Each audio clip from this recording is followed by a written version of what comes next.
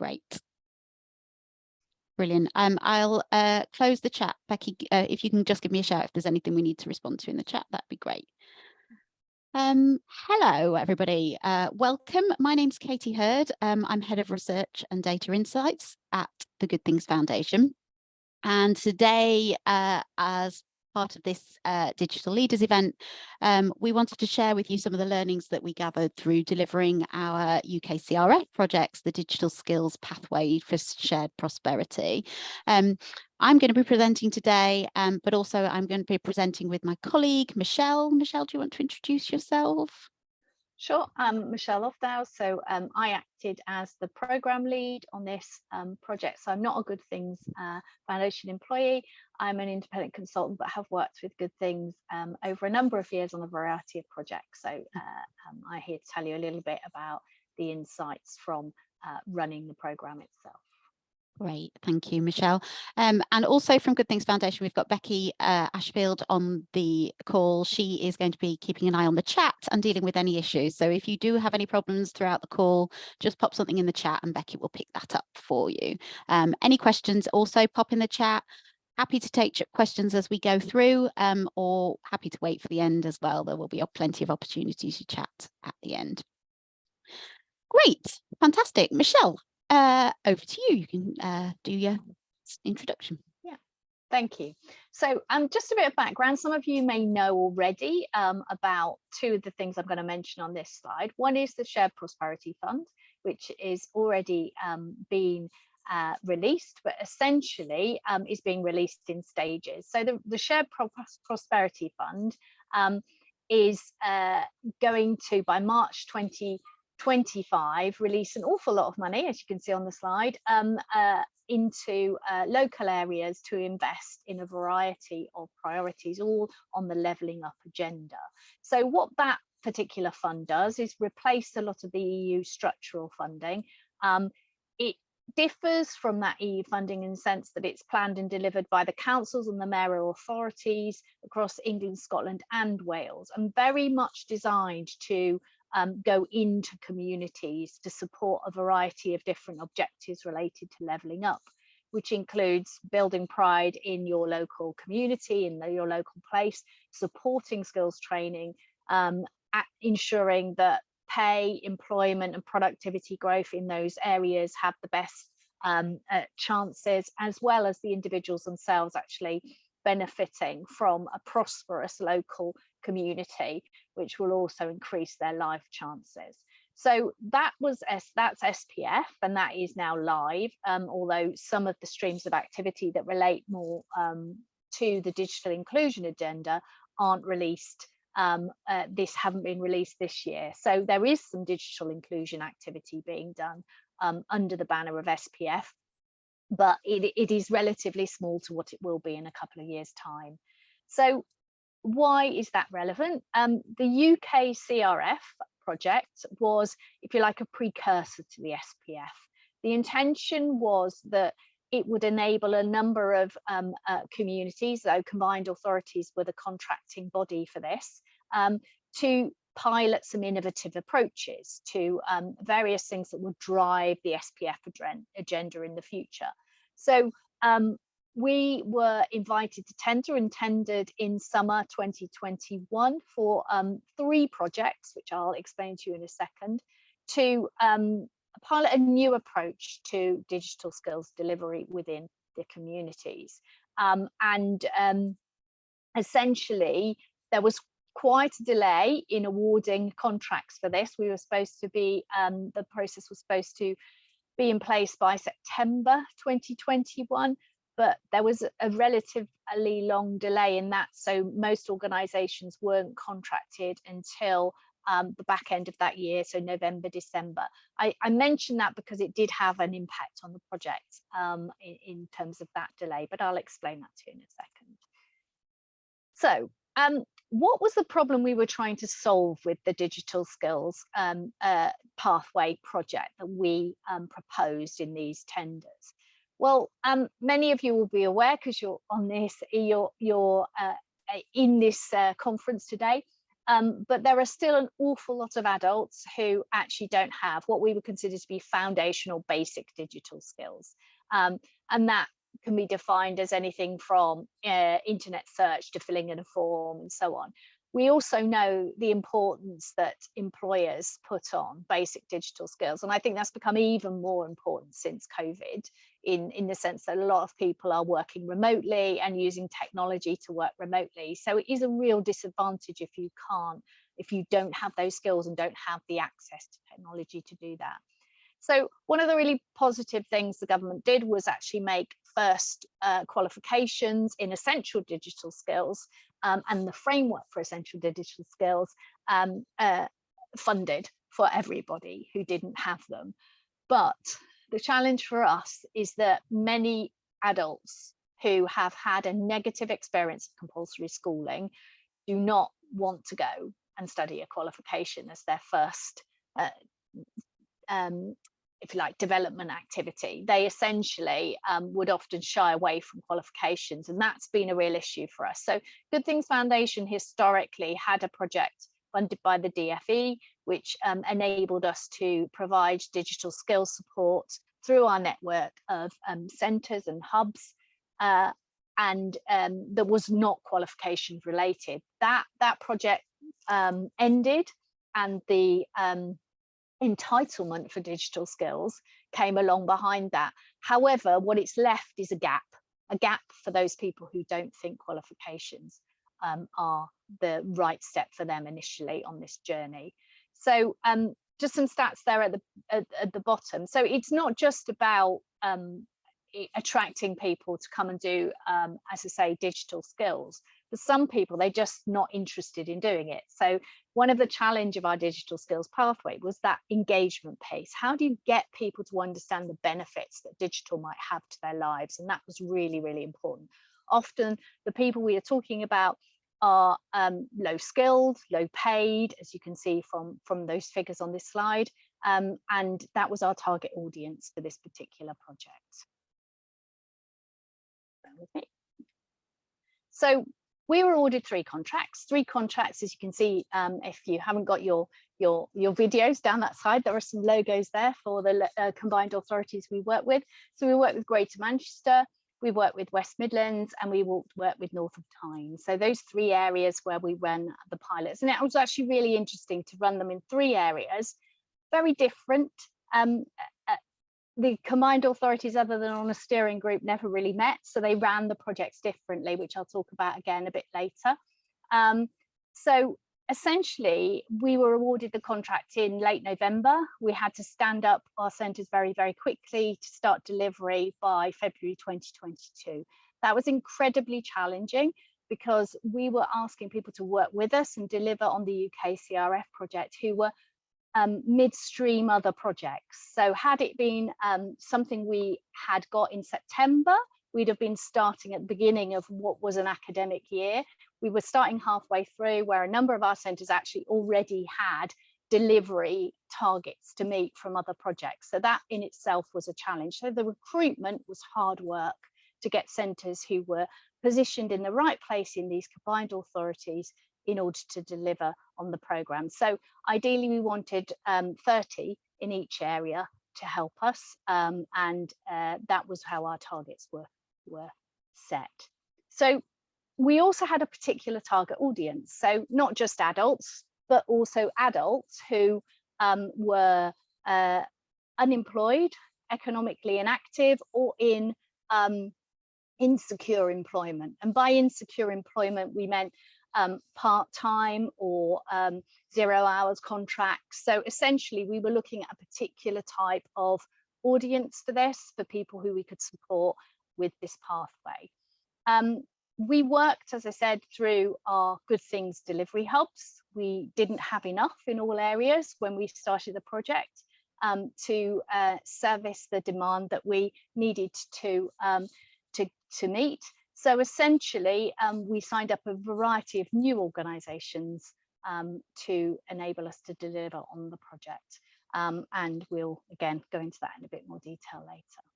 So this just gives you a little overview of what we were trying to do. So we're very aware that we were working within system of digital skills delivery, which included at a grassroots end, community organisations, often adult community education providers who were funded by the local authorities, who were actually well established and very much geared up to courses and qualifications, as well as digital skill support, and also further education colleges at the other end of the spectrum. So essentially we tried to get all of these three partners to work together, but our focus was primarily on community organisations and further education colleges. So some of our centres span community organisations and ACE providers and do both of those jobs.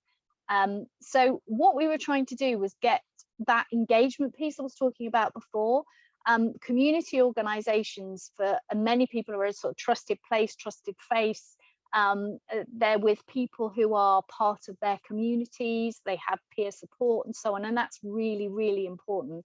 And also a lot of people who came into this programme suffered multiple barriers and needed holistic support to even start to think about digital engagement. So that again was where our centres really play to their strengths, where they're able to offer a personalised support to an individual depending on what their barriers are.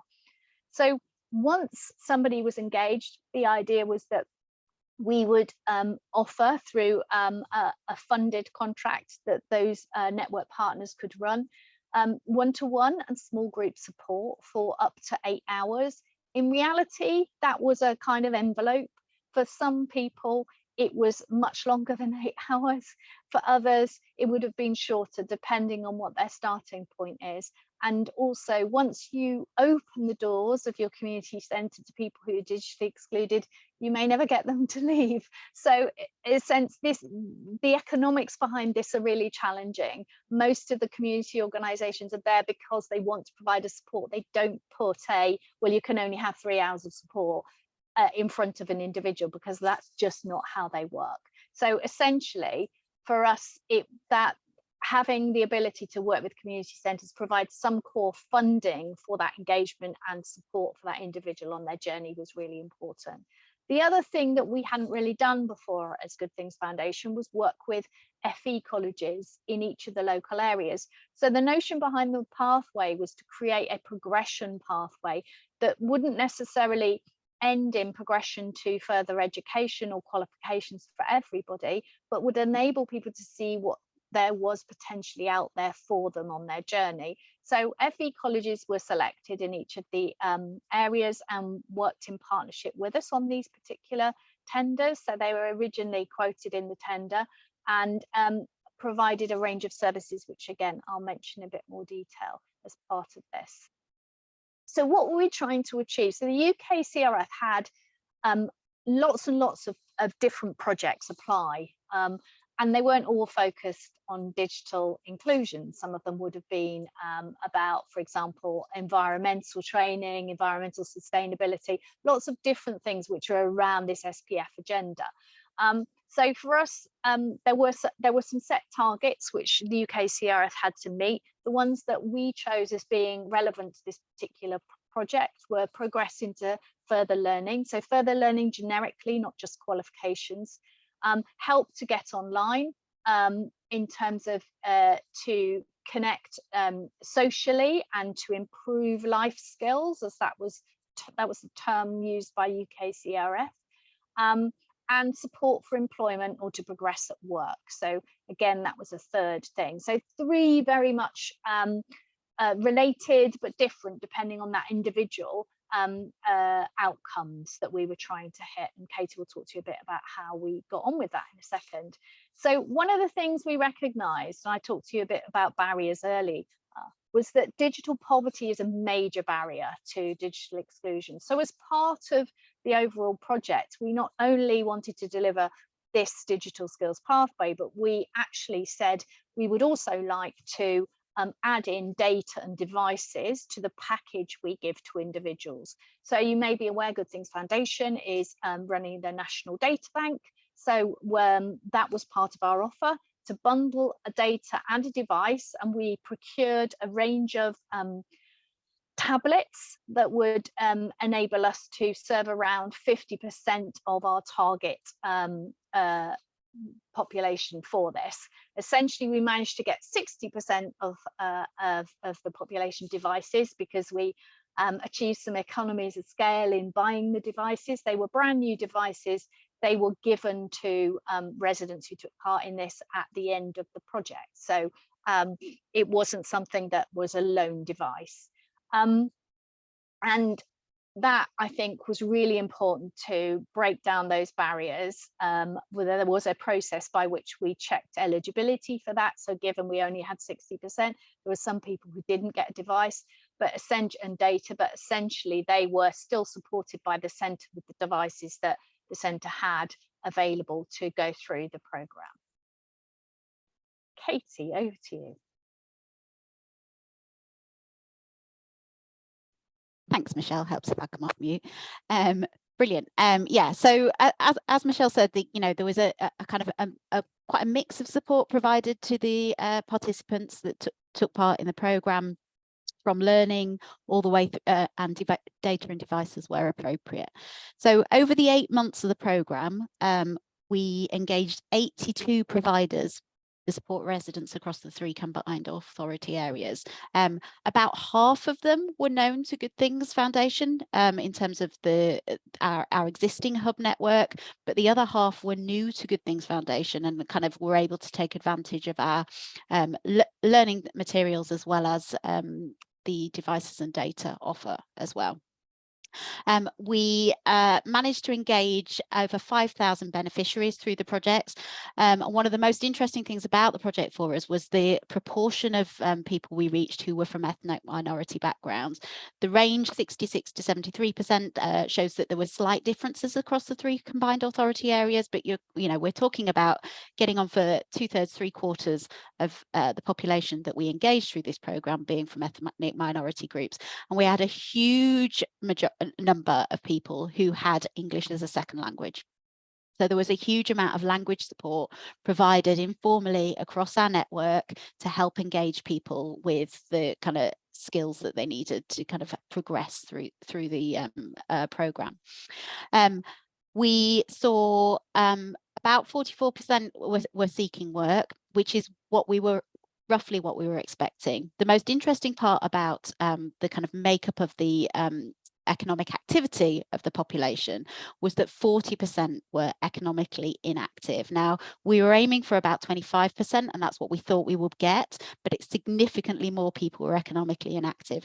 Now, at the time this programme ran, was a similar time when we were starting to notice as a country that there were a lot more people in the economically inactive space post-COVID, that a lot of people had chosen to opt out of work or were economically inactive for another reason. So for us, that was quite interesting that we were reflecting that kind of national trend, but also interesting in terms of the makeup of our kind of population in terms of what kind of support they needed. Those that were economically inactive tended to be looking for some more kind of improvement in life skills support rather than kind of job skills support. But on the whole, we were seeing the vast majority of people kind of step into the space where they wanted to improve their skills on multiple different fronts. Next slide, please, Michelle. So what difference did it make to them? As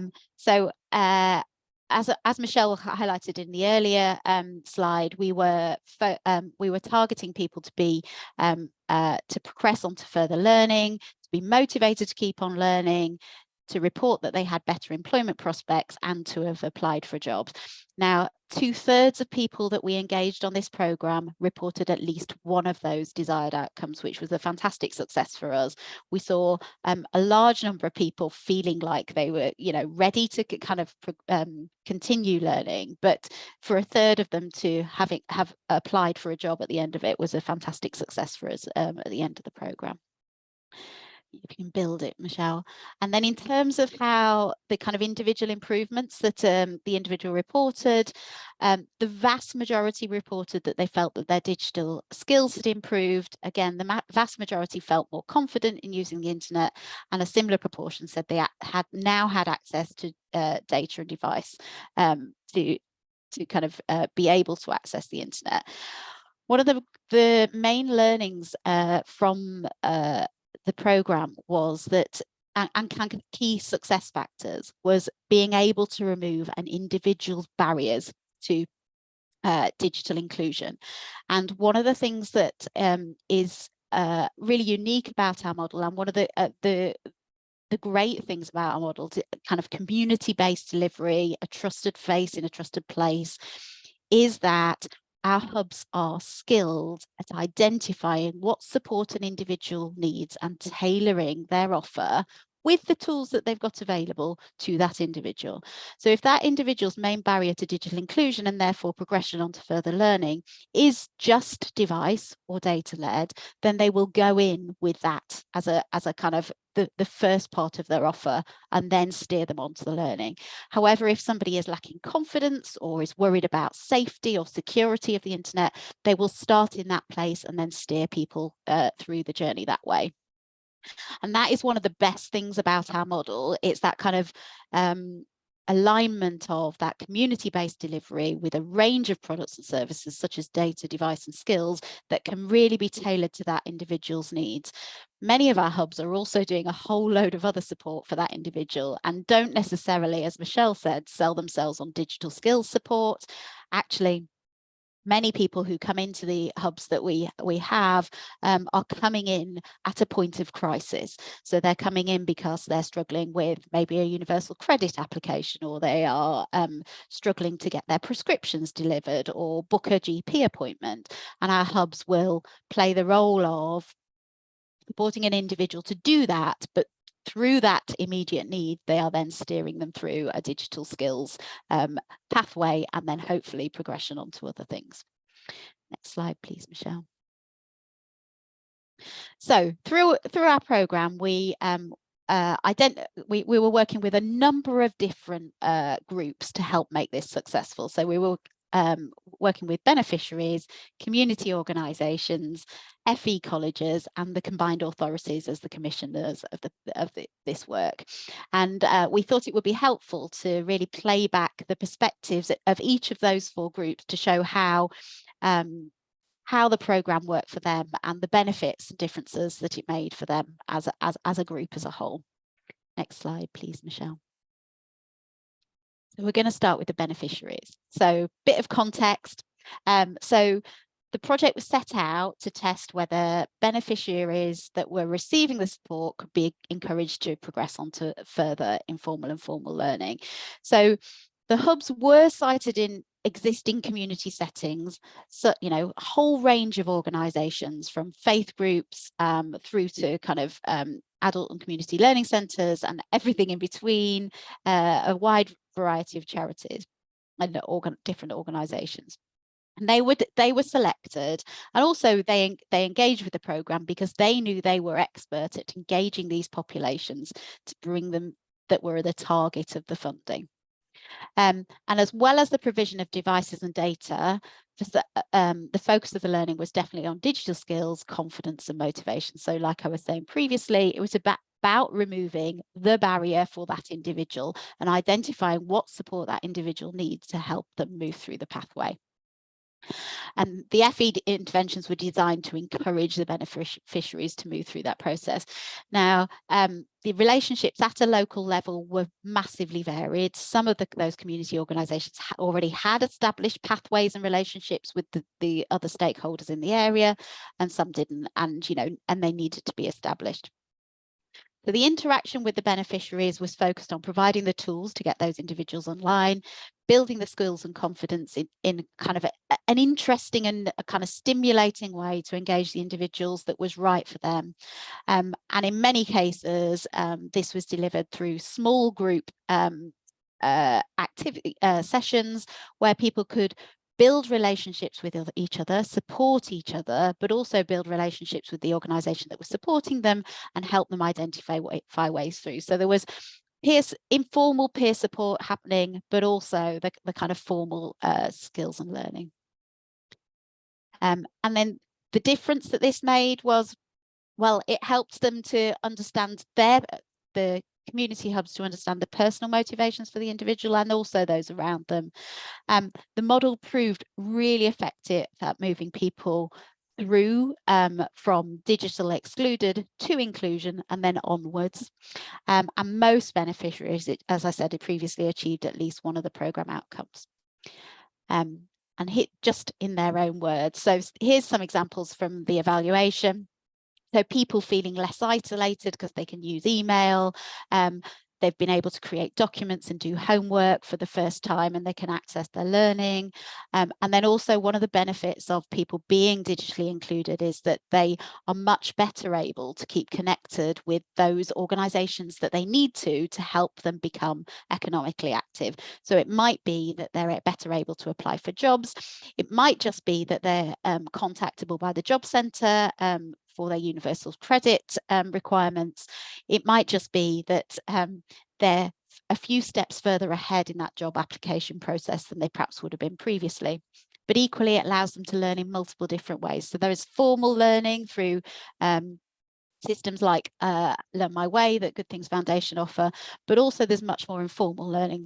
There's reading that people can do. They can become better engaged and much more rounded and informed to help them play a bigger part, to be able to apply for jobs better and stand themselves in a better position for those applications. And in terms of the community organisations, so like I say, the National Digital Inclusion Network already existed for Good Things Foundation and included community and grassroots organisations, local charities, libraries, whole range of organisations. And like I say, about half of the network that we used for UKCRF were existing members of the Good Things Foundation National Digital Inclusion Network. However, we managed to recruit another kind of 50% of organisations to the delivery model. How they delivered? Well, they delivered through one-to-one and small group interactions for up to 8 hours. They provided access to devices and data, and each individual was assessed to make that happen. And that local community support delivered by staff and volunteers, knowing the local community, knowing the needs of the local community, was a fundamental part to the success of the programme. The difference that it made, well, there was huge amounts of engagement from within communities, and there was a huge amount of varied experience brought to the programme, which was fantastic. And then there was also the opportunity to share learnings across the community organisations and the hubs in terms of delivery to improve together and improve the delivery together. Good Things Foundation had community engagement managers in place in each of the combined authority areas to not only engage new hubs to the model, but also to help connect those hubs and share learnings across the piece, which was a really effective way at kind of improving delivery across the piece. And in their words, well, some of them took really great approaches to kind of marketing and engaging people in remote areas, and kind of setting up regular sessions so people had an appointment to go to those sessions and knew they were happening. But progression was a challenge for many, so they really struggled to create the pathways and the relationships. In some cases they were existing, and they were really successful at steering people through that programme. And then one of the hubs told us that they'd used volunteers who'd already been through the programme to help engage and support more people, and that was really effective at kind of bringing people along through the pathway and progressing them on. Michelle. Let's take my mic off mute. So mine don't build nicely like Katie's, but so I'm going to talk to you a little bit about further education providers in this particular pathway project. So as I said to you, it's not something that Good Things Foundation has done a lot of, working hand in hand with FE partners. So essentially, we selected those partners up front before the tender. I think I mentioned that already. There was only one that we, unfortunately, when it came to the delay in the project, couldn't take part. So we replaced the FE college we had in Birmingham with another one who was still well connected. So essentially, we onboarded them at the same time as the centres. And once the centres were set up, we were able to then work with them to start to build those relationships. One of the things that did impact on the success of the relationships between the FE colleges and our hubs or community organisations was essentially the location. So for many, you know, it was obvious, for example, if you're in Bolton and you're working with Bolton College, it is within an easy travel distance for most people, their bus routes and other things. If you are living in a remote part of Northumberland and you're under North of Tyne, then essentially Newcastle College may seem like a long way away. So although the North of Tyne, I think, was overall the most challenging relationship we had for further education, because we dealt with Newcastle College where it does have some outreach, but essentially it's very much more geared to the kind of the cities than it is to actually helping people who are a bit further out, and generally travel routes and so on things are very challenging for people out in some of the rural areas. Where relationships existed between the FE college and the community organisations, then obviously, you know, there were no relationships to build, they were already there. But in most cases, they didn't exist. And I think that tells you something, you know, that essentially the further education providers working very independently from community organisations. So they may have in the past have had referrals in, but it wasn't a relationship really. It was more about somebody reaching the end of the journey and then just being told to go to the college, or, you know, the college doing a one-off interaction with people coming out of adult education providers. So this was a different approach. The number of residents who actually signed up on the dotted line for September, so bear in mind, essentially the project was due to finish in June 2022. It did in the end finish in October 2022 because the government gave us an extension on UKCRF, gave everybody an extension on UKCRF, aware that actually by delaying the start date, you created a very, very short project. And that was a challenge for providers and for us, essentially. Once you've got people up and running in February, in the first instance, you only had till June to deliver your objectives, and that was really, really challenging. So we had a bit longer till October. So we were able to see the end of that journey for some people, which would have started with traditionally a college course being signed up for in September. But I think the reality, and we knew this, from the start, was that many people who start on this digital skills pathway were so far away from a further education course when they started their journey that it would take them a much longer period to get to the confidence, the motivation and the skills potentially to sign up to an FE course. So a lot of the progression we did see was on to other courses within the community organisations or the adult education provider, and also a lot of it was not qualification bearing courses. It was more informal, but essentially that progression did happen, which was really good news. And I think the interactions that the FE colleges provided, so co-delivered sessions in some cases, independent advice and guidance, which was vital. So a lot of the providers who we had were not the kind of organisation who have you know, in-house IAG for adults. It's a relatively specialist thing. FE providers were able to inject that into these community organisations. So we had organisations who ran out of a mosque. We had organisations who like Roma Rights, who were working with the Roma community. These organisations were not, you didn't have skills at their heart. Essentially, they'd stepped into this because they believed in providing that as digital skills to the peoples in their community. So we also had FE colleges do familiarisation visits. Many of you will be aware, but just walking through the door of an FE college is incredibly intimidating for people who've had a bad experience of compulsory schooling. So making that less fearful, bringing people in, giving them coffee and cake and making them feel welcome was one thing that was really important in this. Guest tutorials, so getting FE staff to go into the community centres and deliver things in situ was really important. Application support, you know, people have often just learned to go online. Doing online forms can be very intimidating, so applying online, being supported to do that was one of the things that could happen.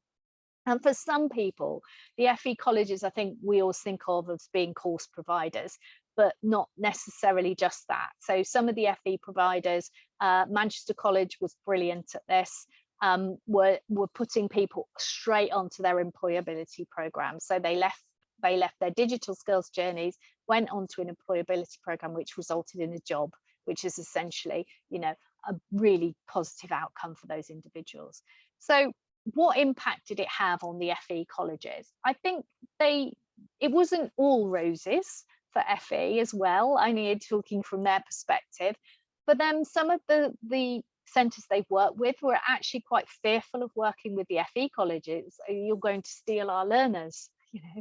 So actually we had to try to get people to work together and see it as mutually beneficial, that essentially, you know, there would be no stealing of learners, that if they were ready to progress, then, and that was the right thing for them to progress onto within an FE context to a course, then obviously we wanted to encourage people to be able to do that.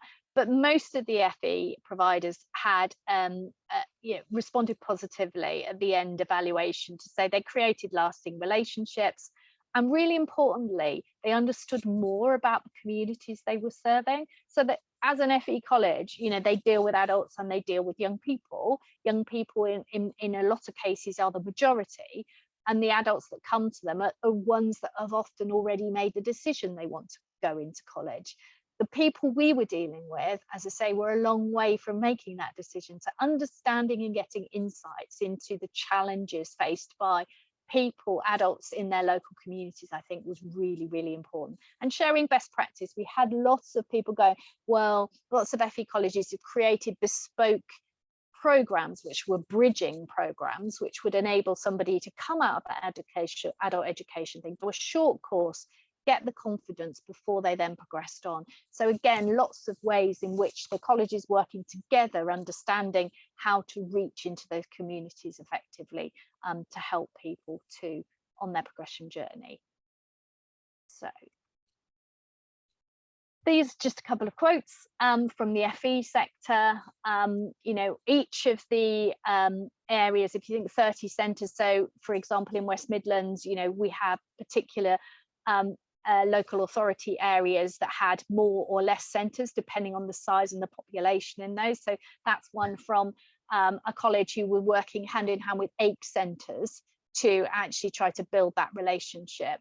As I say, also in terms of that understanding of the challenges that there are on the ground, I think again that was a really good insight for many of the colleges to see that by working with the communities in which they serve.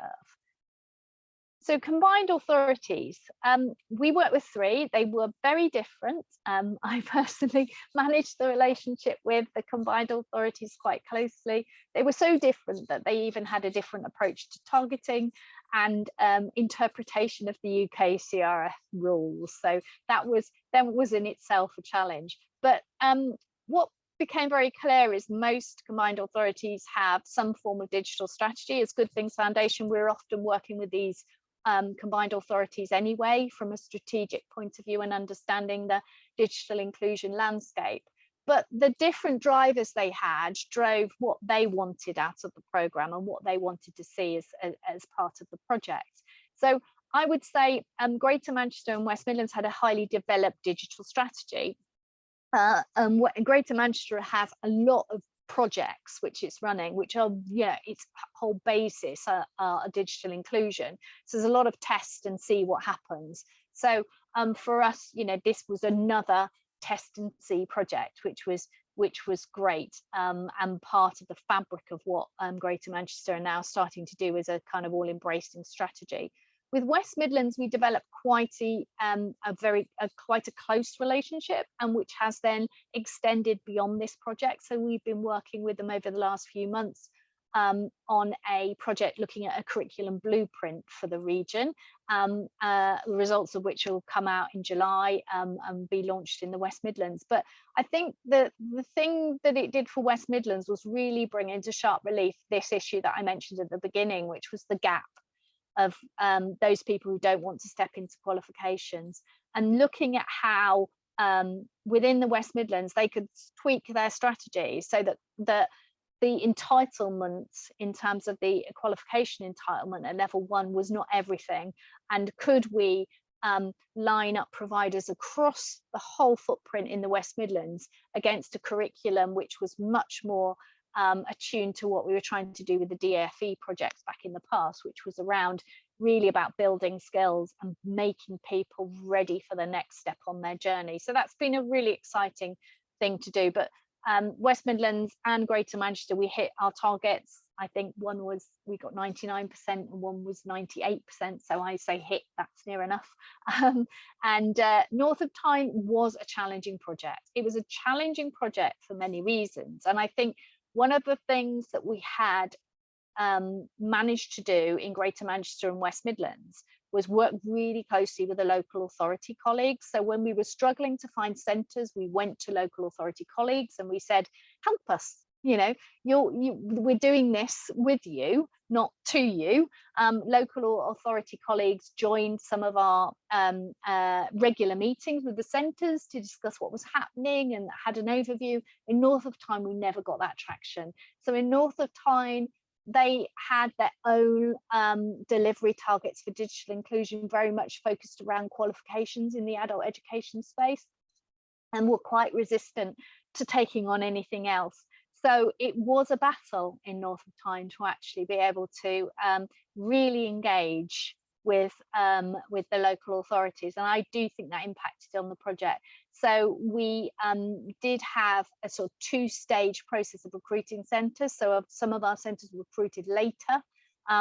Many of them were very much niche community organisations. So yeah, that we didn't hit our targets for North of Tyne, but it wasn't a surprise. And we knew that that would be the case almost as soon as we embarked on it. And so it does really look at the value of those partnerships and working all parts of the infrastructure, skills infrastructure and governance to ensure that you get it right. So this is something that essentially just putting into a few bullet points what we think were the success factors and why this project really worked. And I think we're clear it did, and we had a lot of very useful insights for this that we can use as Good Things Foundation. We hope the other organisations involved in digital inclusion agenda can use going forwards. One of the things I think we mentioned a few times is this notion of devices, data and support for digital skills. There are a lot of projects out there at the moment that are providing data, a lot of projects out there that are providing devices. In the West Midlands, for example, if you're not part of that, the West Midlands Combined Authority have just got some money to be able to provide up to 20,000 devices out to residents in the West Midlands. It's great putting devices in the hands of individuals, but if you don't give them skills to use them, then there is something really missing in that sort of triangle, as we'd see it, of data, devices and skills. So skills is really essential. Provision in community settings enables people to essentially give people a personalised journey. The real challenge in that is how you fund it. And for a lot of community organisations, and this point is down the bottom here, they're living from hand to mouth. They're looking for the next funding opportunity to keep the doors open, and especially now in the cost of living crisis, to keep the lights on and the heating on in the winter. So essentially that is a real challenge, and a lot of funding goes through the safe routes of, you know, qualification delivery, community organisations, you know, frameworks. Where's the funding for community organisations to actually do this really valuable work, which, as I said to you before, is not completely tangible, because somebody could come to you and then want to come to you every week for the next year, and you have to help them. You're not going to turn them away. So that, I think, is a real challenge in this, and that's what our Good Things Foundation network do exceptionally well. So building on local networks to create pathways for progression. I think one of the things we would do if I was going to do this all again is embed more adult education providers in the progression journey. So they were part of the delivery, but they weren't. What we didn't do is tee up community organisations to maybe progress to adult education providers and then on to FE. So I think FE was an important partner, but they were only part of the picture. And so for some people, progression would have been more directly to an adult education provider. We mentioned in passing resources for people with English language needs. Some centres had to be very creative with their communities. We had centres who were going into hotels, hosting refugees who couldn't speak the language and providing that kind of language support. Obviously, for some centres, they had people who were local, who were speakers of those languages. For others, we were relying on Google Translate and other things like that. So I think that's a real need. And as you see, there was a lot of people with these SOL needs on the programme, and therefore actually providing that support to get them online, I think, is really important. And I think one of the other things that was really clear is this programme was far too short. So I know it was a pilot, and it didn't end up being 5 months, it ended up being 8 months, but it wasn't long enough. You can't really progress people on a journey from digital exclusion to digital inclusion in 8 months. It's very challenging to do, because ultimately it's about overcoming a range of barriers. And so in terms of the kind of outcomes, I think some of the longitudinal work, if we were able to do it, obviously this wasn't part of this project, would be going back to those people and seeing the impact it had in their lives in 12 months time, rather than seeing what their impact was in 8 weeks, which was essentially what we were able to do. So just repeating some of the things that Michelle has just said in terms of our impact was held back by some of these recurring challenges. So the first one being the costs of providing resources for interpretation and translation. You know, our hubs are brilliant and resourceful and have a lot of experience at overcoming language barriers, but that isn't funded within the model. And therefore, we are relying on a huge amount of goodwill through our network to make some of this happen, and commitment, essentially. So, you know, that if there was more kind of funding built in for provision of interpretation and translation, then that would have improved the impact of the programme. As Michelle has mentioned, you know, all of these hubs many of the hubs are operating on a kind of hand-to-mouth existence, and therefore thinking about how we could provide more secure longer-term funding for these organisations may help improve the impact that they can have with these populations. And that kind of short-termism makes it harder to build and sustain partnerships. If you have no idea if you're still going to be there in 3 or 4 months' time because your funding is precarious, then it makes it difficult to build and maintain those relationships, and also for everybody to put the commitment in to foster those relationships. So in terms of a summary of the programme, the digital skills pathway is a really effective model for improving digital inclusion. It kind of aligns community tailored support with kind of that opportunity to progress people through. Digital inclusion support can transform lives, and, you know, beyond this programme, much of the feedback we get is that the kind of data, device, skills packages that are on offer are in almost all cases transformational for those individuals that are working in that space. Funding is key, though, you know, making sure that these local community organisations are sustainable and they have the funding to do every part of the delivery, not just some of it, is absolutely key. And, you know, we owe it to them to recognise everything that they're doing in that space. But to be able to do that, we need government investment. You know, that money doesn't come from nowhere. So we need a commitment nationally to kind of to supporting this local level delivery to be able to move people into employment or economic activity, and also to make sure that they've got the skills they need to do that effectively in the modern world. And then finally, that kind of partnerships working piece was absolutely fundamental to making this happen. And as Michelle has laid out, many challenges along the way, but when that works, it is a key enabler to getting people through this process. So, you know, it needs to be fostered and developed to make the programs such as this succeed. And that's it. So, any questions?